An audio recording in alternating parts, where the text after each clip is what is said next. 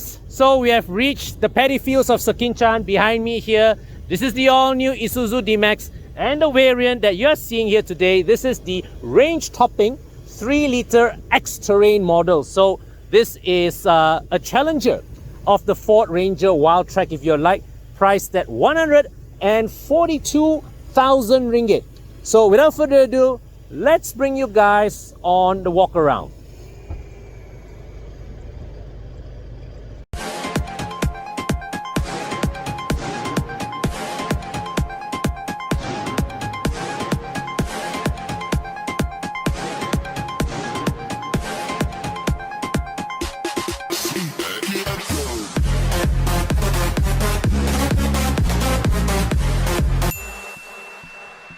The Isuzu D-Max. This has always been a pickup truck that is renowned for toughness, durability, reliability.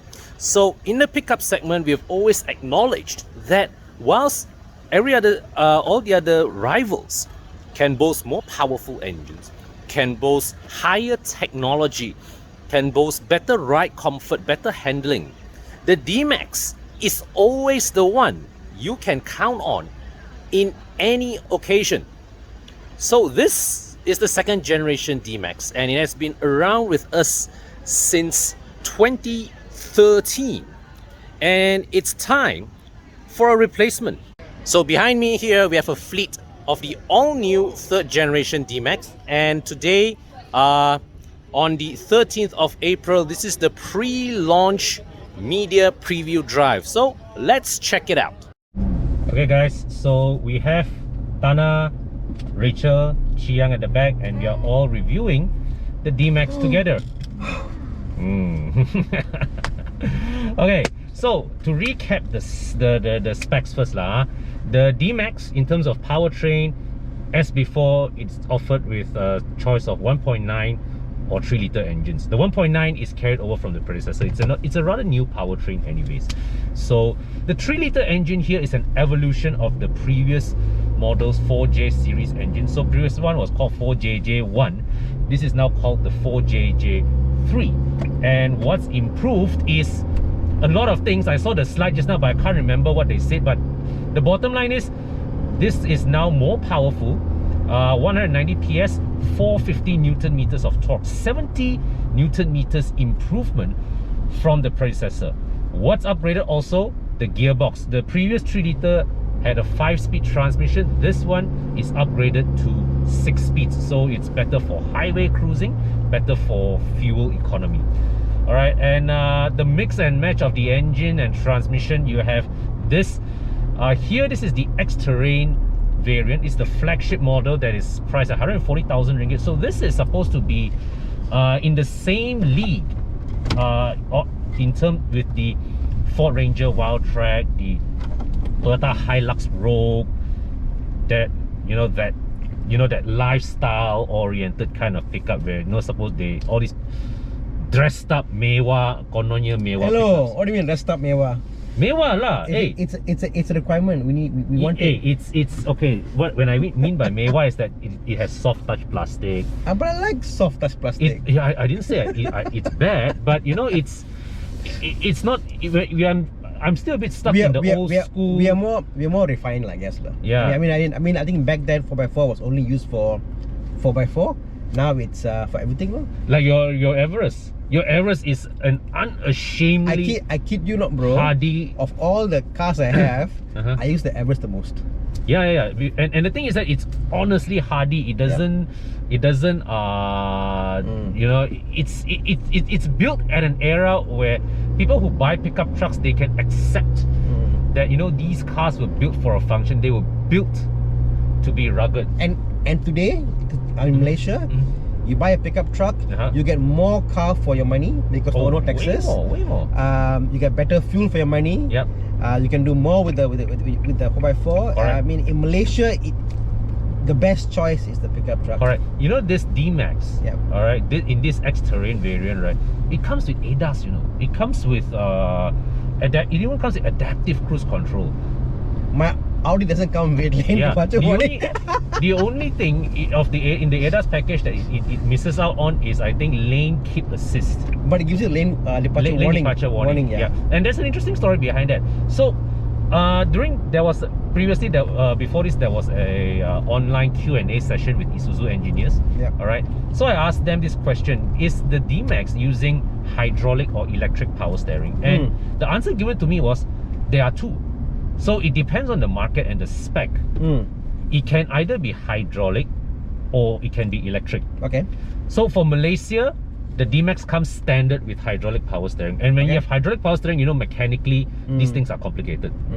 So it's very difficult to fit lane keep assist, integrate lane keep assist into a hydraulic power steering setup. So that's the only thing missing from the ADAS package here in the Malaysia spec D-Max. But otherwise, you know, it's like what? Not too long ago, just 2 generations ago, the D-Max was one of the most bare bones models in the pickup truck segment, and now this bugger here comes fully decked out. And I guess back then the Isuzu as what Suzuki-san told us. It's a commercial appeal, isn't it? Yeah. It's always the Isuzu was always Isuzu was always for the commercial guys. It wasn't for the individual like myself or you, Corn, you know. But now we have. Nice. The seats remind me of like X70, you know, like the color, the brown color is quite nice, huh? Yeah. So you see, right? This thing actually feels, you know, upmarket. It feels luxurious. It feels like a very, very big step up from the predecessor, because previously Isuzu was always been, you know, very focused on making their pickups to be rugged, functional, very utilitarian. But this is the first time that they inject that you can see a concerted effort to give the car a more lifestyle spin. Yeah. I guess they caved in, the market wanted. The market wanted it, and they gave in. Okay. Yeah. All right. Yeah. At the end of the day, right, car makers, they can't escape from having to, you know, to respond to market demands. I mean, I was talking to the CEO of Isuzu earlier, and he was saying, like, I said, do you think it's about 70% the split of commercial versus individual? He said, yeah. You know, so the bigger market today is people like you know, who want to buy for recreational purposes. Oh yeah, absolutely. That is the forward collision warning system beeping. All right. I wonder if it has settings, how sensitive it is though. Yes, sure got one. Sure got that? Sure got one. I'm just too lazy to dive through the menu, but sure got one. Like the Peugeot, isn't it? Peugeot has got sensitivity. I think it's standard in all. It's part of the standard offering in all ADAS equipped cars, right? It has to be. How sensitive can you set it? You have to adjust the sensitivity level. So the other thing that strikes me about this car is the comfort levels. So the most recent pickup truck before this I test drove was the Navara, and that truck had, to me, very impressive comfort levels because it had coil spring suspension. It was, I think, the first time I drove a pickup truck that doesn't bounce at the rear. And this D-Max, to my big surprise, comes quite close. Yes, I am positively surprised. Last time D-Max is very rough one, you know. Sudahlah, dapat corner dia lanyak lah. Oh, lanyak, mesti lanyak, bro. This fella, I tell you, not bad, way. Sorry, Isuzu, if you get a summon. This is okay. Oh, this is. the road holding is there. Yeah, it is there. Definitely it's there. Wow. Wow, ni amat can corner. And I like the hydraulic steering. Yes. It's more feedback. Yeah.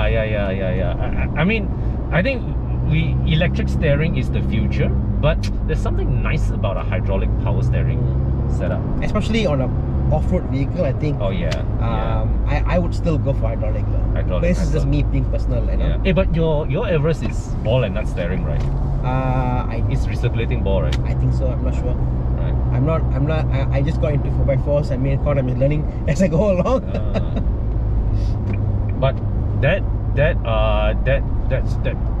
cloud lift bend, that was very nicely taken. I think it was more assuring than the Navara. I would say better than the Hilux. Yeah.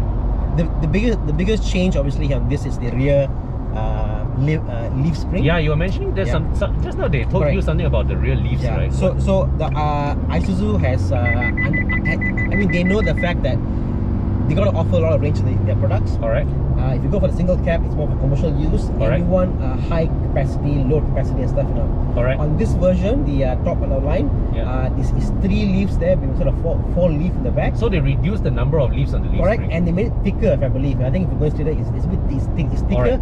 The second one is thicker. And the third one is, I think it's separated by itself. So that whole design structure has made the car good when it's not weight there. The normal trucks, when there's weight, it's good. No weight, it's quite bad. But wouldn't that reduce the payload of this car? Well, think about this. You know, you are not going to carry 1.5 tons or 1.5 ton plus on this truck. I mean, people who are buying this one are not going to get what I call for high capacity load. And the guys who do that also, 100% of the time, all the guys who are commercial and do high load capacity, first mod is change the leaf. And they will go for and those who for rough use, they would go for the lower spec variants anyway. Or you buy and you change to a higher rated leaf spring. So I think the 4x4 scene is different. Whereby if you're buying it stock and using it stock, those guys need these kind of suspensions. You know, it's more soft, it's nice to ride and stuff. Correct. And I think it's the same across all the board. Any truck you go to, whether it's a Triton, whether it's a Ranger, the top spec always has lower load capacity because it's made softer. It's how it normally is. Yeah. And actually I think because at this price point, the truck is more likely to be used for like you say, for personal, for lifestyle. I won't buy 140k and take it off-road. Yes. So it makes sense to build more ride comfort into the vehicle. Yeah. Right. I mean they talk about the sound in this car over here. Oh Lord, come on, I got really sensitive, huh? Really sensitive. Yeah. And that's 2 car lengths between us and the one in front. Yeah. All right. And I took out my phone earlier and I was checking the decibels. Now, I'm sure by now people who are interested by the D-Max, they'll have gone online, they saw the reviews abroad and stuff. Yeah. And they always say, some of them mention that, oh, you know what, the Isuzu now, it's quieter, and this is what they talk about. Oh, it's quieter. Oh, definitely. I don't know the measurements, but I can definitely feel it. But some reviewers say, oh no, it's not that much quiet compared to the Ranger and stuff. Yeah, they do say that. Now I saw a video yesterday from Australia. They did actually a test with the meters, like, no? Yeah. And the sound of the decibel is exactly the same as the Ranger. Yeah. When it's idle or on moving, it's the same. It's about 70 odd decibels, and I checked my phone, it's correct. Yeah. But what I do know is different is that the sound character of the car itself, this is more bassy, the Ranger is more pitchy. It's more, there's a higher pitch is there. But other than that, it's very quiet. It's very quiet. It's a nice sound to it, you know. And people who drive diesel trucks, they like the sound of diesel. But here I can't hear the diesel.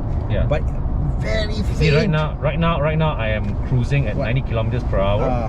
All right, the engine is taking just over 1,000 RPM, and you and I are having a conversation without having to raise our voices. Correct.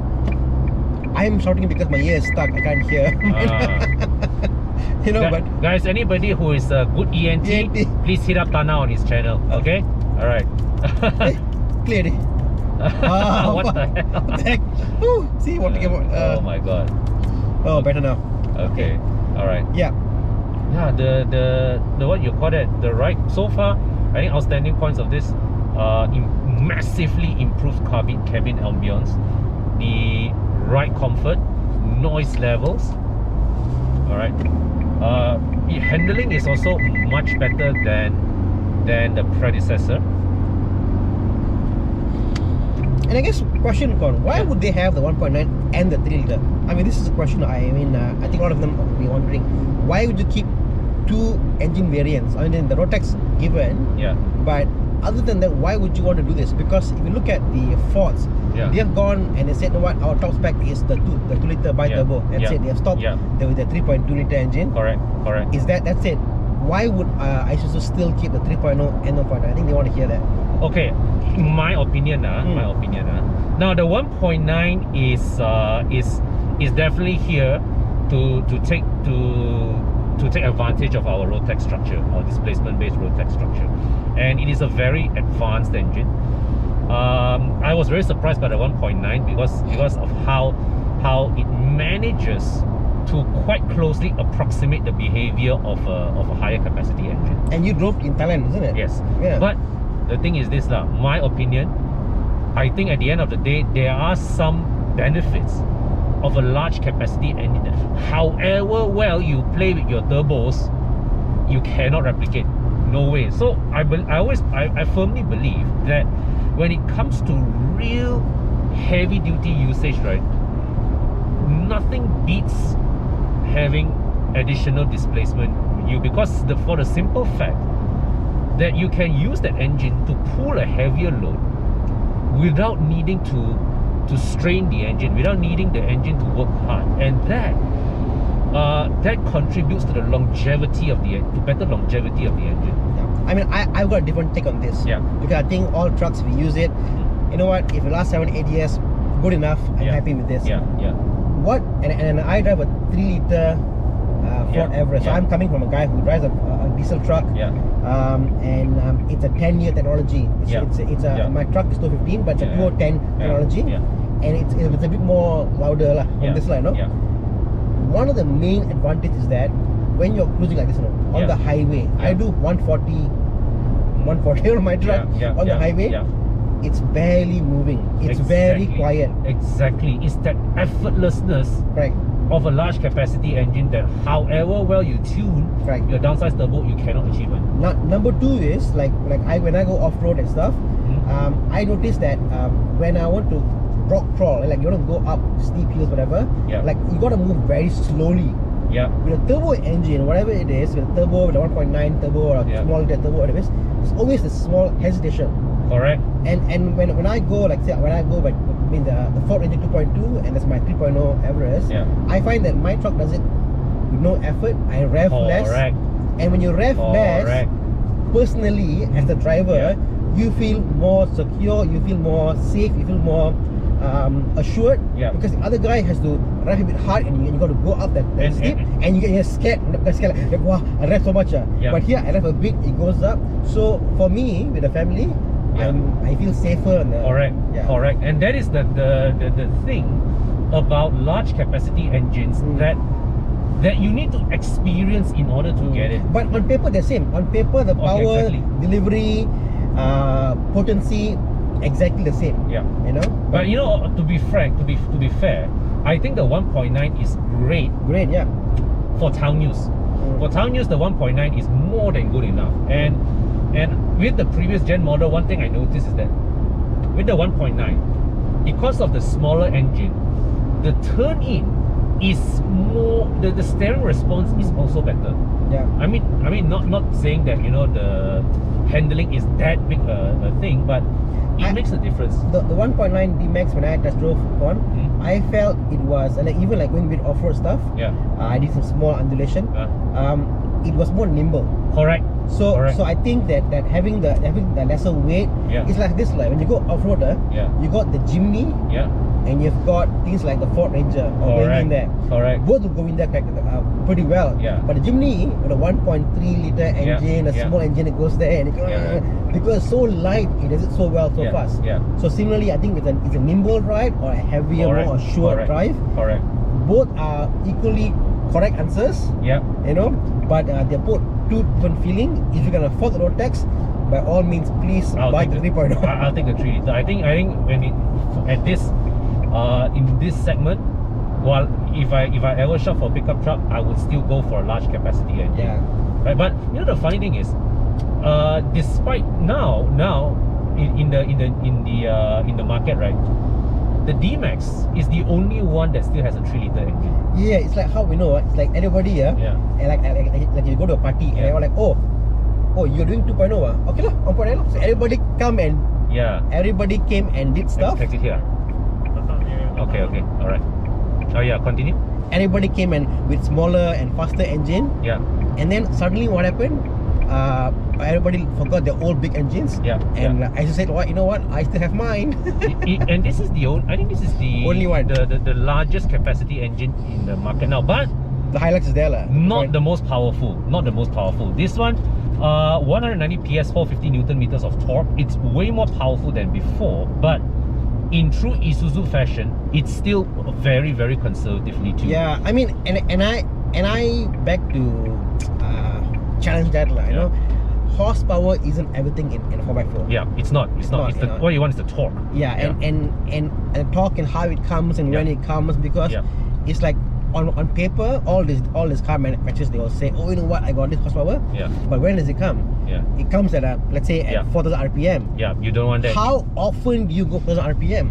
In a pickup truck, you want things to roll out from like 1,005. Correct, because people don't understand. Even 2,000 RPM is too high already. Like what's the max over here? What's the red line here? 4,002.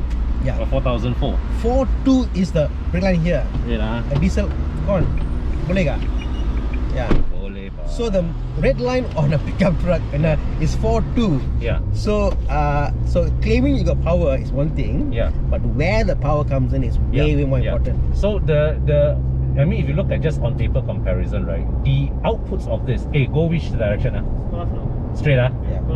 Okay. So in this pickup truck, right? The outputs are identical to the Nissan Navara 2.5. Yep.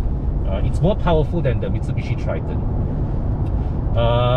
Same as Ranger? No. About there lah. Ranger, Wildtrak, and Hilux are both more powerful than left. Okay.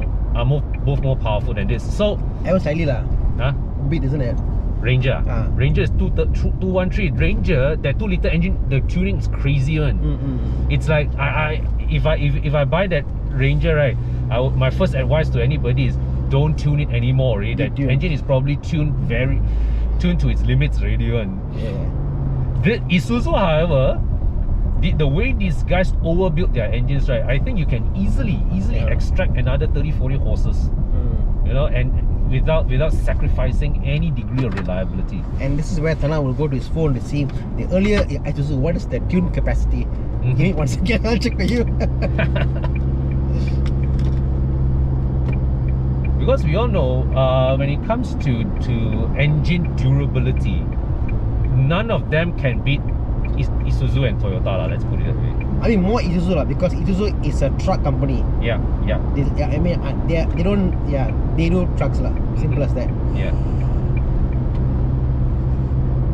But I must say overall, right, going on 2 highways now, this new D-Max is feeling very, very pleasant. Right? It's the first time I can positively say that a D-Max is having a comparable ride quality to a passenger car. How are you doing at the back, Chia? I think Rachel is comfortable enough for Rachel to fall asleep, so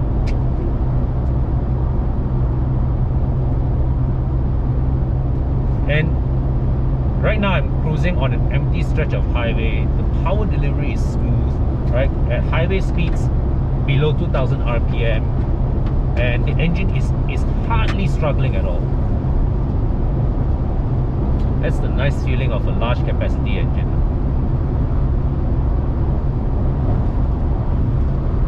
Right, the suspension settles well.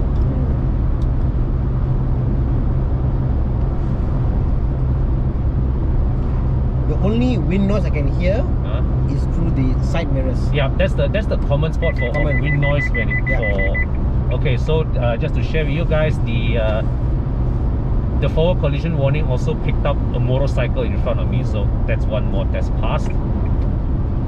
So are you going to try to hit anybody along the way to see if you pass the test? We are testing so that you don't need to test. That's how good Tron is for you, you know. Okay, guys. So I'll catch up with you again later. Tana will also be posting another video on his channel. His one will be in Bahasa Melayu. So kawan-kawan yang menonton video Bahasa Melayu, sila pergi tengok channel Tana juga ya. Okay. Safety lock. 500 bucks. You save about 1,000 plus. To work out cheaper for me. 4,000. 215, even more. It's for 200 plus. 400 bucks of savings. Hi guys. So we are now in the paddy fields of Sekinchan with the D-Max. And this variant that we test here, this is the range-topping 3-liter X-Terrain model. It's the flagship variant of the D-Max. So this configuration is, let's think of this as Isuzu's answer to the Ford Ranger Wildtrak. So it is very heavily equipped, very heavily decked, very lifestyle oriented configuration. So to bring you around, to start off with, so you've got the higher grade LED headlights with auto leveling adjustment.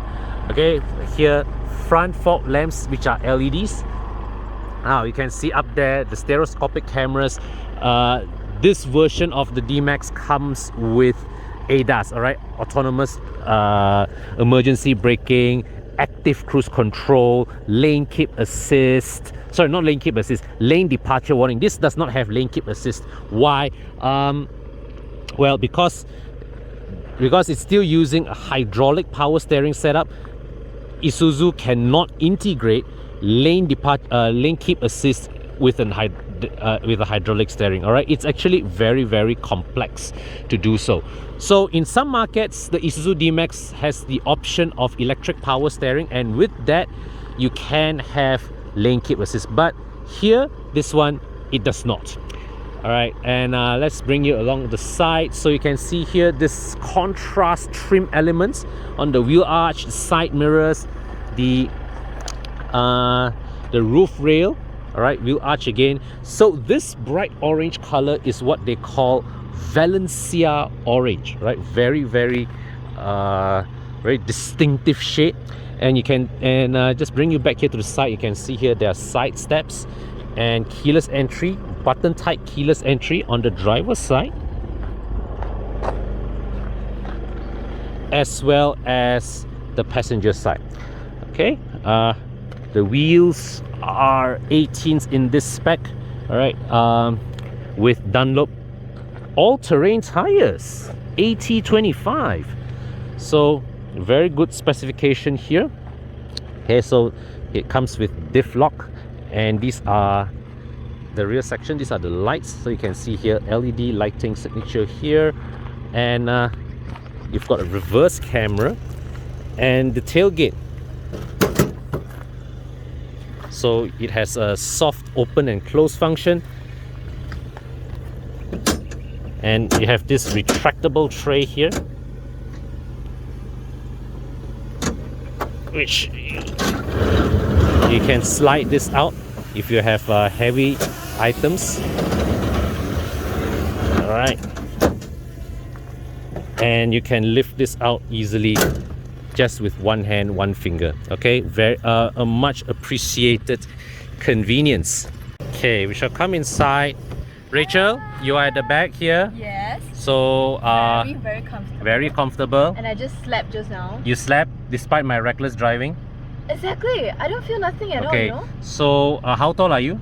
160. 160. So how much space you have at 1, 2, and 4 fingers. Okay, good. Your thigh 1, support, 2, okay. 3. Very nice. All very right, good. good. I mean, you know, the slanting angle. Yeah. And the angle over here. Nice. It's just right, you know. I don't Nice. feel any Comfortable, discomfort. Yes. Okay. All right. So just to show you guys here, there is a hook here to hang your barang.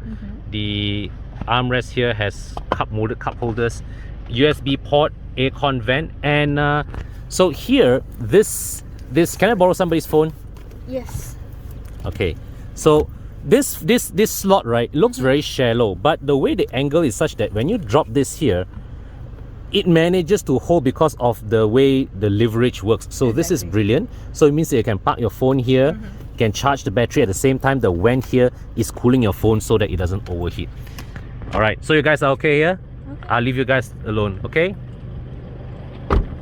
Okay guys, so it's a hot day here in Sekinchan. Just finished lunch, and car's been parked under the sun, so it's gonna be hot inside, but thankfully the D-Max here has remote start. So what you do is you press the lock button, all right, and then you hold this button up here, and when you hear that beep, release it, the engine starts. Now, as the engine starts, the doors are still locked. You can't go inside. So the idea is that as you cool down the car with the air conditioning running on, of course, you sit here under the shade waiting for the car to cool down, all right, and once you're ready to get back in, you press the unlock button, or let me try and unlock the door from here.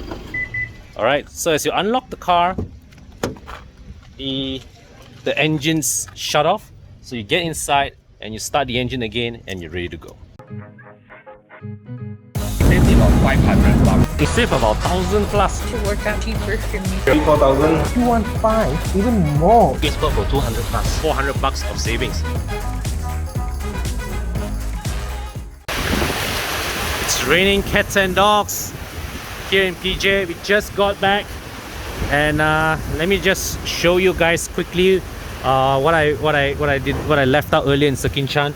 So this cabin here, this execution cabin, this is a way more upmarket cabin execution than in any previous generation D-Maxes. Let me just show you the door card. All right, so here, soft touch. No, okay, this is hard touch. All right, but the grain of plastic here is of an appealing quality. This is leather, and then there's the gloss black trim here, satin chrome, plastic, right? But it's the effort is been made to give it an upmarket appearance. Similarly here, you can see this being the range topping, well, X-Terrain model. They tried to dress it up to give it a more luxurious ambiance. The seats are brown in color. This leather top piece is brown. So we've got a two-tone look, two-tone color scheme, which absolutely, well, I would say enhances the appearance of the cabin. So here, this is a retractable cup holder here. All right, you come here, steering mounted buttons, this for the audio, this for the adaptive cruise control system. As you can see, this is the distance adjustment, and this button here adjusts the controls the center display screen. Okay, so you can access various functions here. Now the instrument cluster, okay, analog dial. This is a digital screen. This down here is a cluster of warning lights. I personally feel this is a bit of wasted real estate. I think they could have extended the screen to fully encompass this area, and these warning lights could have been integrated into the screen, or could have been well, put into the or they could have put it like in well, these warning lights could have been integrated to the screen. All right, but that's a relatively small complaint. And up here, once again, soft touch plastic. Up here, this is a lidded compartment. All right, so you can put your smart tag in here. Over here, dual layer glove box, and here there is another retractable cup holder. Okay, so down here you've got a 12-volt socket, and then there's a USB port here with aux jack. This is another tray here, nicely sized, just right to put your phone. Here's the 4-wheel drive control switch, climate control, well, neatly arranged into this row, and the switch gear quality feels good. Up here, coming back, this is the integrated touchscreen. Now, unlike the predecessor model, this has a factory fitted touchscreen, and immediately looks more upmarket. The previous one has that bit of an accessory shop look, whereas this one was an integrated original design that came with the car. All right, so the function wise, it's there aren't plenty. All right, but the screen itself looks well, the response. So you can see here that the screen is split into two halves, and you can just swipe to show, well, different displays. All right, there's compass, time, and there's audio off between 3 screens, right? Dual zone climate control here, hill descent control. This is the diff lock. This is the parking sensor on off switch. All right, so here we have cup holders and a storage box here. Okay, so give you guys another look again. I would say overall fantastic quality here of this cabin. Way more upmarket presentation than before, and Isuzu has really upped the quality of the D-Max's interior this time around.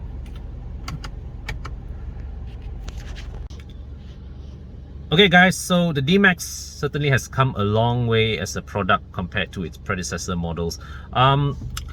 This third generation model is the first time that Isuzu has given this much emphasis to qualities such as design, such as comfort, such as refinement, whereas previously the focus has always been on more utilitarian aspects such as fuel economy, durability, longevity, and Isuzu still cherishes these values, but they have acknowledged in a way, I guess, that pickup trucks have grown to be more versatile vehicles. They have grown to encompass a wider audience, and Isuzu has upgraded the D-Max to serve this wider audience, because in every way we look at it, this new D-Max looks and feels a more upmarket product than before. The road manners in particular is far improved from the predecessor. In fact, even though ride and handling is not, neither of them are segment bests, but they are close, and that is a very big achievement compared to what came before.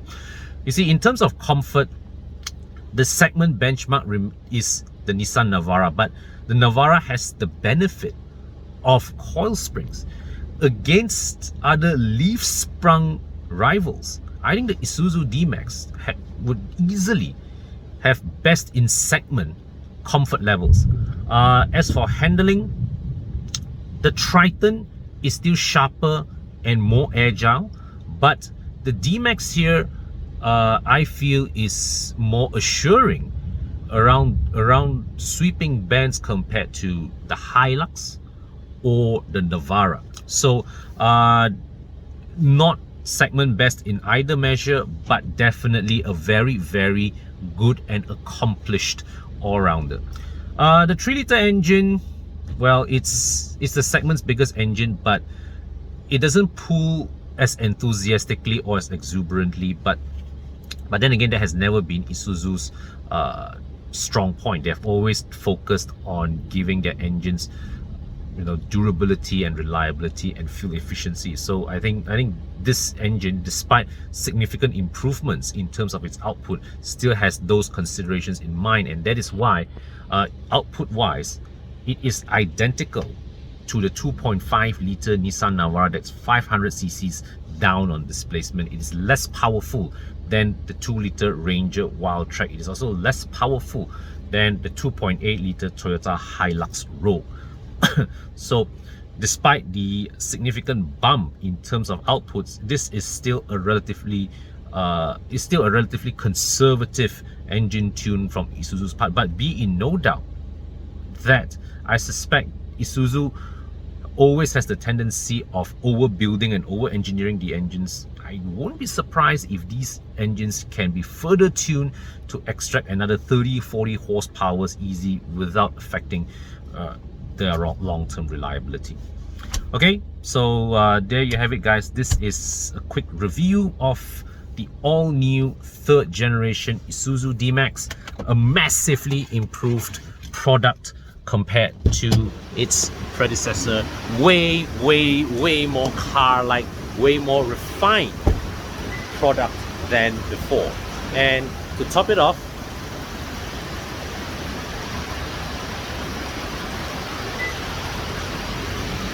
walk away auto door lock.